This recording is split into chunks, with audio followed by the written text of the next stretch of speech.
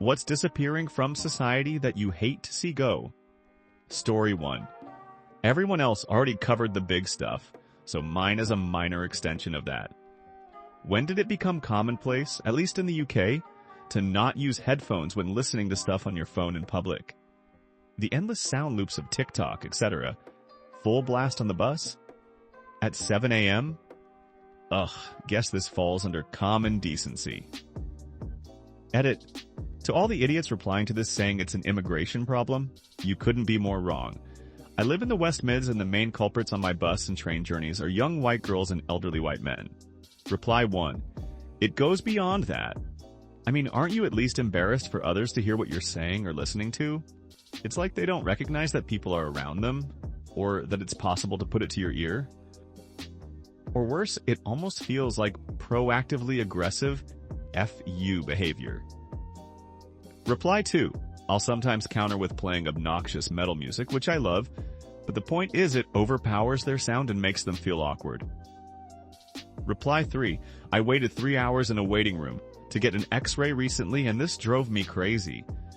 It was always the old people, 70 plus too, like, who are you people out there helping grandma put TikTok on her phone but not teaching her about earbuds?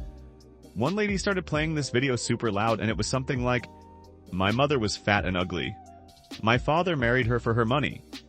And this 13-year-old girl and her mom, who were sitting across from her, completely lost their crap laughing. Seriously though, how clueless can you be? Reply 4. I tried my best, but there's literally nothing I can do to get my dad to put his phone on silent or use the Bluetooth earbuds I bought him. Reply 5. I am in the US and we have the same issue over here. Weekend before last, my husband and I stopped to eat at a restaurant and ended up taking our order to go because there were 2 people watching videos on their phones without headphones in the small dining room. One I'm assuming was cat videos because there was a lot of meowing going on. The other one at one point while we were waiting for our order watched the same video with a snippet of Smooth Criminal over and over and over again. You've been hit by meow. You've been struck by meow. A smooth criminal. No one wants to listen to that weird amalgamation in a public setting. Story 2. Awareness about those around you. Stop staring down at your phone and pay attention when you're walking. Reply 1. The amount of people standing directly in front of opening train doors, still not understanding, and they are blocking the people who want to leave, or people stopping at the end of escalators then wondering. Being angry at people who come up behind them is infuriating. Reply 2. Or people who will leave their grocery cart in the middle of the aisle and not move it, even when they see you coming. Reply 3. I was at a very busy conference and needed to get upstairs. I got on an escalator behind a gaggle of college-age girls, who proceeded to take 2 steps off the escalator and stop. I shoved past them. They snapped at me.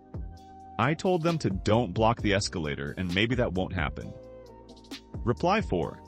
I was in a tourist area and this 30-something couple stopped in the middle of a crowded sidewalk to take a effing selfie.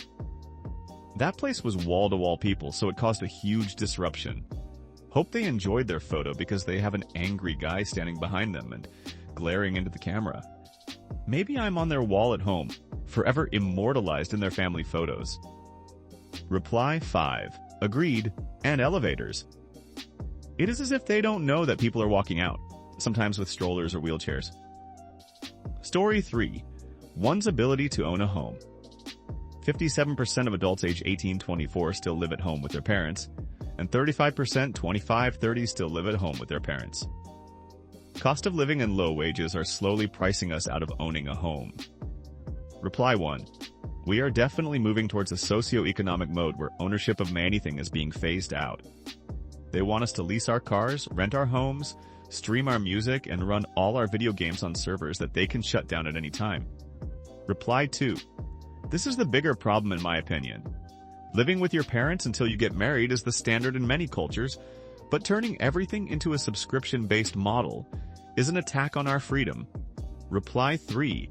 1 million homes are also setting the entire next generation to be debt slaves to banks. That's older society saying, F you, I got mine, without the consideration they're destroying future generations.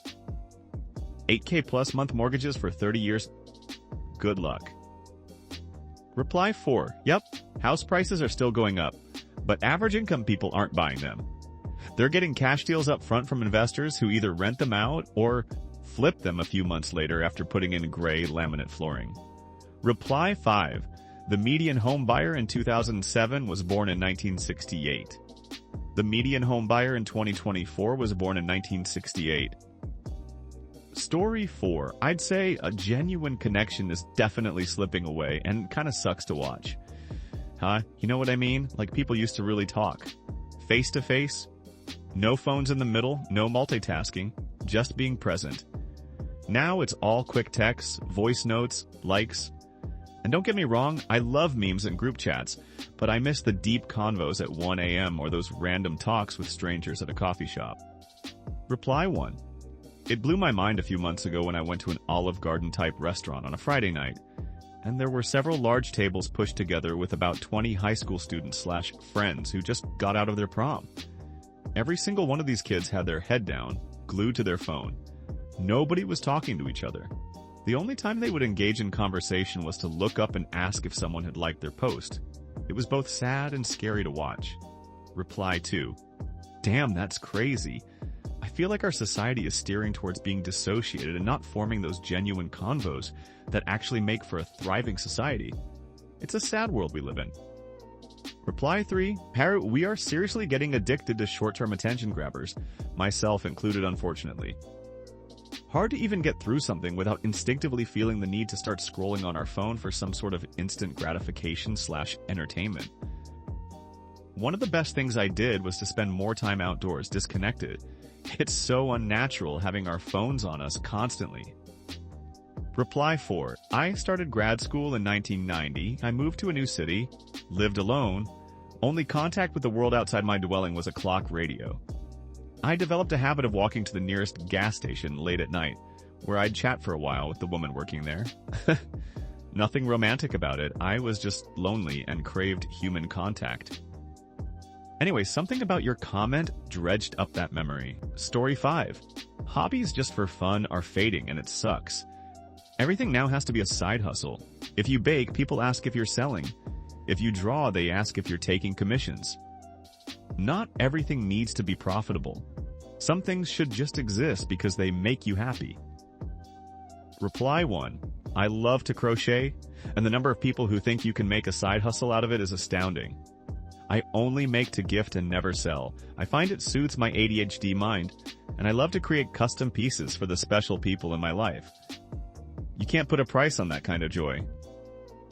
Reply 2. And you'd never be fairly compensated for the time it takes. People think because you can get a knit blanket at Walmart for $20, you should be charging the same for your creation. Yeah, right.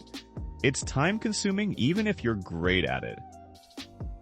My husband's grandma, a literal master at crocheting, made us a gorgeous Afghan when we got married. It is a work of art.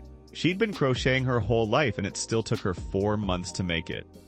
4 months! Even at minimum wage pay, that would be a lot of money.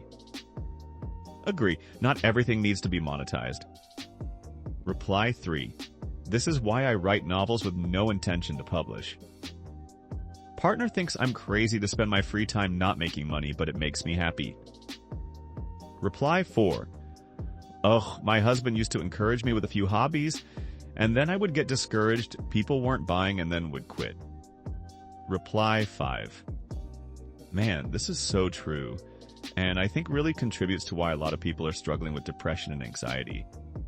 We set unrealistic expectations for ourselves because of social media and societal pressure, and we think that if we're not making money off of it, it's a waste of time.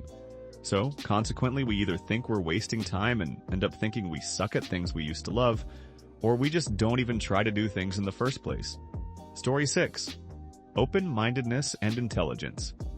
People relying more and more on other things to think for them, which is ultimately trapping them in the very same conditions that they complain about and hate so much. Reply 1. Open-mindedness with a healthy understanding of critical thinking and skepticism. Too many people don't know how or don't do the work to process all the information we see online. With the advances in AI, it's only get worse, unfortunately.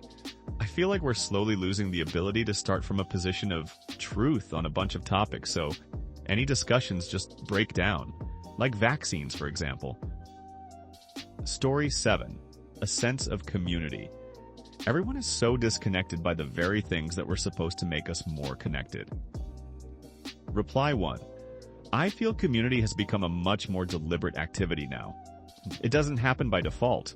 No one even responds to a message by default. Even in a live chat, you could say something and get complete silence back. No reaction, confirmation, agreement, disagreement, nothing. Reply 2. A big problem is that there aren't really any third spaces anymore, especially low or no-cost ones.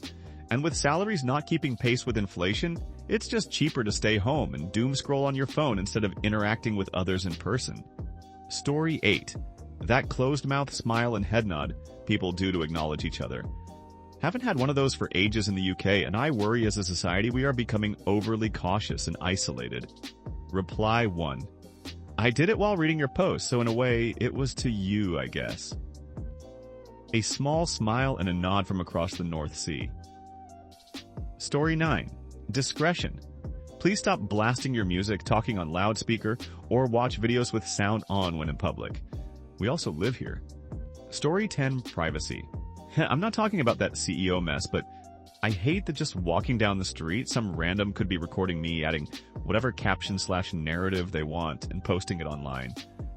I hate that if I Google something, 3 out of 4 times I start seeing ads for it. Story 11. Driving respectfully. I started driving 20 years ago, and while there were some a-holes on the road, these days it feels like everyone is in such a rush that they disregard everyone else on the road. I'm legitimately terrified to drive on the highway during rush hour now. Reply 1. It has definitely gotten worse. It feels like since COVID, but it was probably before. I watch every day as I have a 50-mile commute to work in Atlanta traffic. Within 10 mins, there is always someone taking way too many chances at high speed. It's pretty amazing, like clockwork.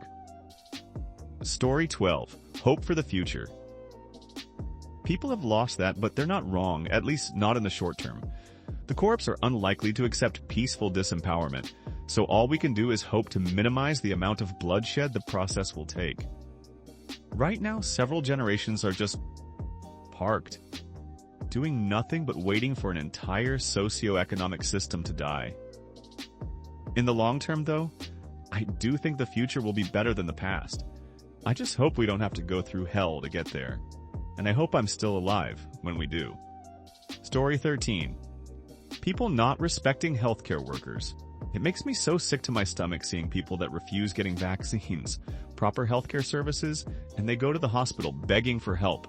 But when you're going to provide treatment, they yell at you with, "I've done my research." That treatment can cause autism, Alzheimer's disease, cancer, etc. That behavior is increasing each day. Story 14. Kids getting sweaty, dusty, muddy, happy on the playgrounds. Parents won't let kids be kids, won't let them go down and play.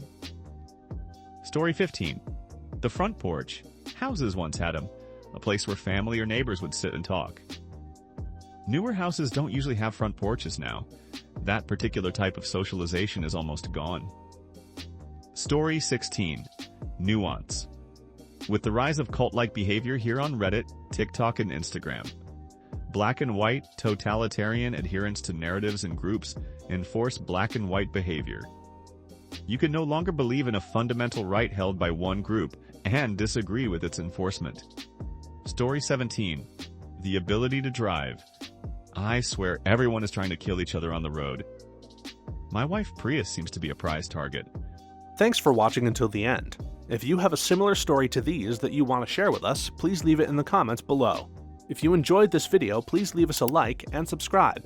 For more videos like this one right now, please stop by our channel. Thanks again, and see you next time.